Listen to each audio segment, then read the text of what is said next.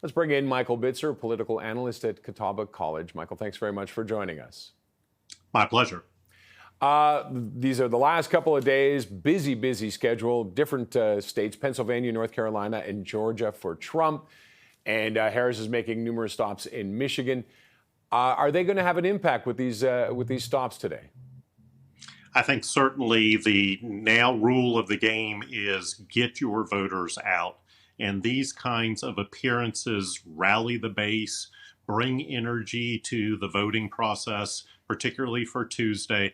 And I think that this is the common denominator that we see typically at this point in the presidential election cycle. It's a mad dash around the country to all the battleground states. We have 7 of them this year. So this is, frequent flyer miles being racked up by both candidates and their campaigns. What kind of an impact does the huge early voting have on drumming up that enthusiasm for Election Day?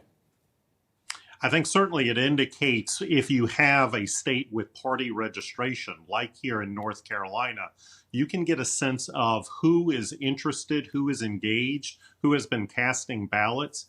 And we have seen a record here in North Carolina, over 4 million ballots cast. 57% of all of North Carolina's voters have already banked their ballots. So we'll have to see what Tuesday brings. But the surprising thing out of North Carolina is registered unaffiliated. So those who did not pick a political party now lead that voter pool of cast ballots. Wow, what do you think that tells us? That's the great unknown. I've been studying. I know, but I need a crystal ball from you right now.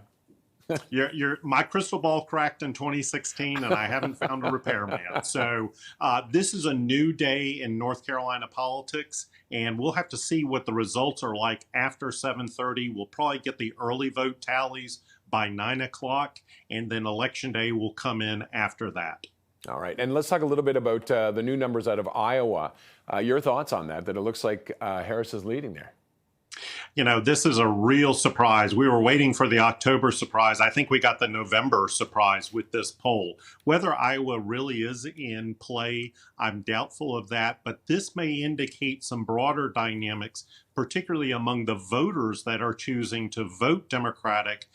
This could be a good indication for what we would see in Wisconsin and potentially Michigan.